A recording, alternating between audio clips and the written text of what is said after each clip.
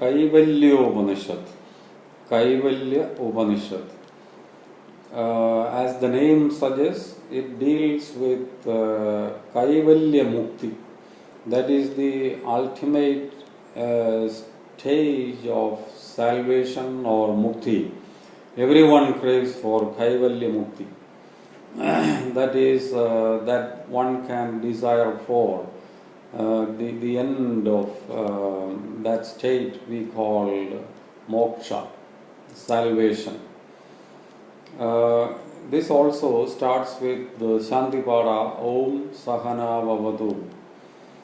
Here it is a dialogue between Ashvalayana Maharshi, a sage called Ashvalayana, and at the other end it is none other than Brahma.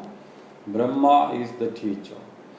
The question is the same as I have expressed in several contexts of different Upanishads. Almost all Upanishads deal with the same important question. Here also, this great sage comes to Brahma with the question of Brahmajnana. So, there is no better teacher than Brahma himself to impart him such knowledge that leads him to that ultimate stage of moksha. So, you have to teach me the best means for attaining eternal life. That is his demand. And Brahma suggests so many different paths, but it is not different from the means or the paths prescribed by other sages or other great gurus. Here he says one has to have bhakti or devotion, then dhyana, contemplation, and yoga. So you have to perform real yoga, or you have to be a real yogi, and these are the three ways to attain that Brahma Vidya, or the end of knowledge, or the Vedanta, the end of knowledge. So these are essential for anyone who wants to attain moksha.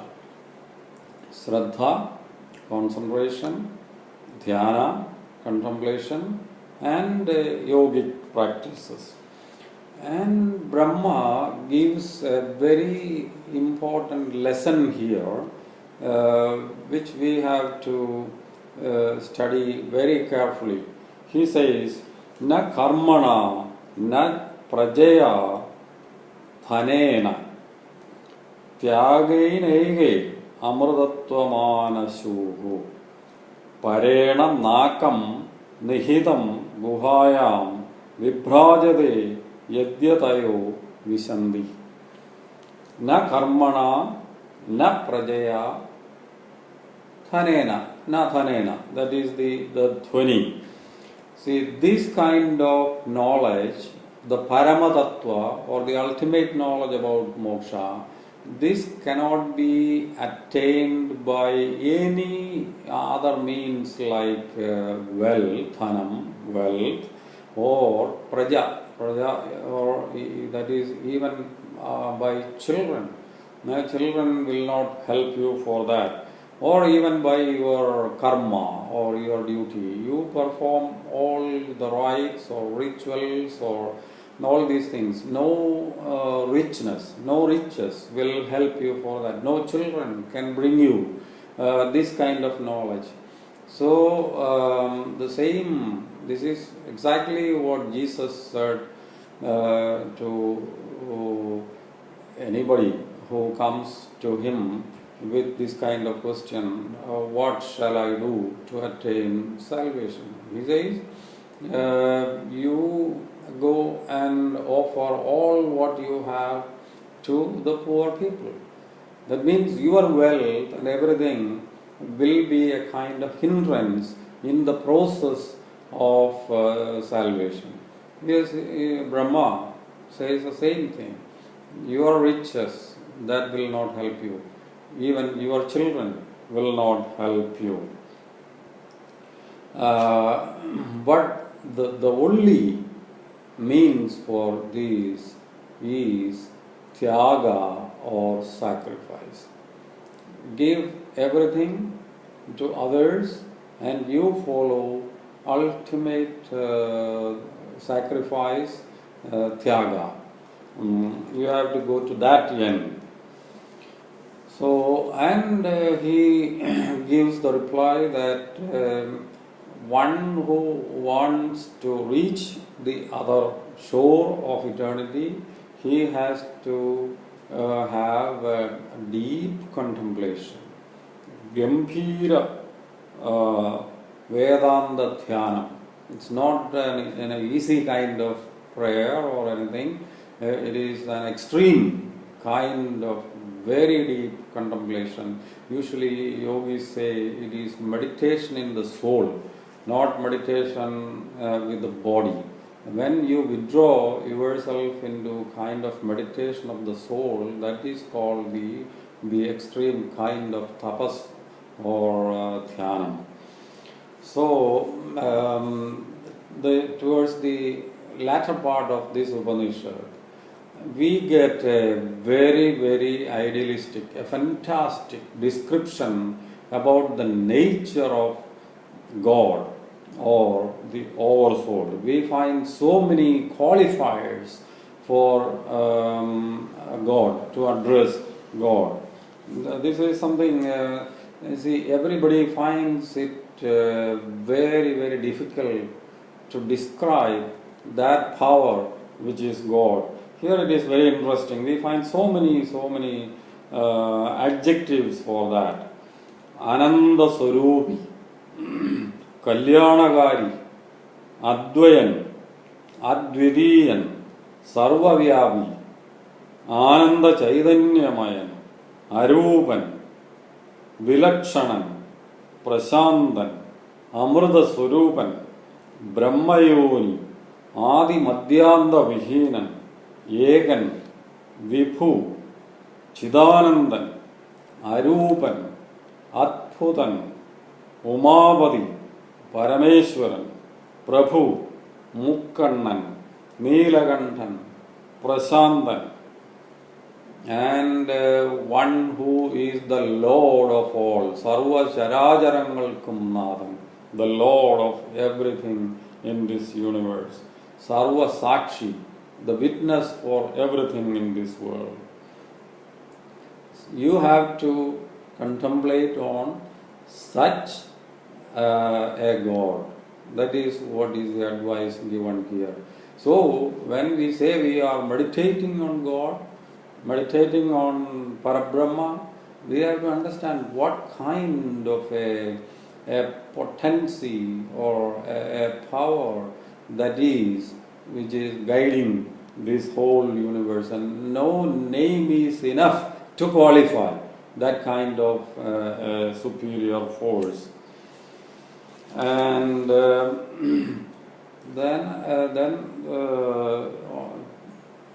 when we come to stanza 10, we get the core of Indian philosophy, the Advaita philosophy. That we have qualified that kind of a power with so many names. Then he says that power, that alone is Brahma. And we call that by different names. We name our God with so many names. He says that is Brahma, that is Shiva, that is Indra. We call it Akshara Brahma. We call it Prana, that is the soul. We call it Agni, fire. We call it Kala, Kalan. We call it Bhuda. We call it Bhavya, Sanadanan. who is everlasting, Sanatanan. We call it Manas, even the mind. We call it the mind. So, one who really understands this magnitude of the super soul, he only is qualified to attain eternal life. He has to understand this is the all pervading spirit, the spirit that is living in all objects, created and yet to be created. So, a real yogi who understands this secret, he will free himself from the ocean of life and birth. Then, towards the end, we get an emphatic statement about the same truth. Yat param brahma sarvatma vishwasyayatanam Mahat Sushmat Sushmataram Nityam Tattvamevattvameva Tat Yat Param Brahma Sarvatma. Sarvatma, all souls these are part of the same spirit. Sarvatma. And one who understands this secret, he becomes Brahma himself. That thou art. That is the emphatic statement that we find in this stanza. Avan tanneyanu nee. That thou art. So that is the statement written at the famous pilgrim center Shabarimala, where hundreds of thousands of devotees come every year. They go to the shrine, they read Tattvamasi, that thou art. So this statement is very well explained here. And there is nothing beyond that, the essence of all Upanishads, the essence of all Indian teaching, it is the same. And stanza 19 also reads like this. It is the same. Mayi eva sagalam jadam, Mayi sarvam pradishtitam, Mayi sarvam layam, Yadi tat brahmadvayasmyaham. Mayi eva sagalam jadam. So everything is born from me.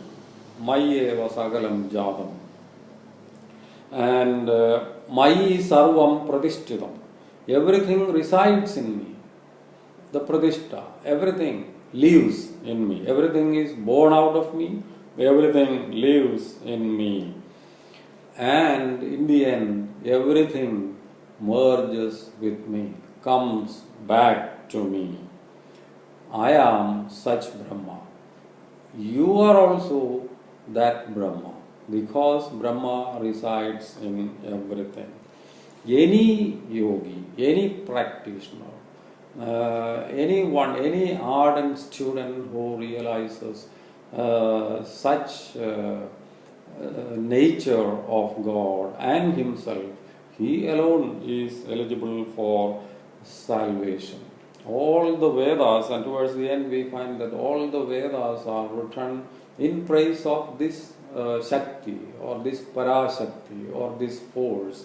And anybody who craves for moksha, he should understand this ultimate truth.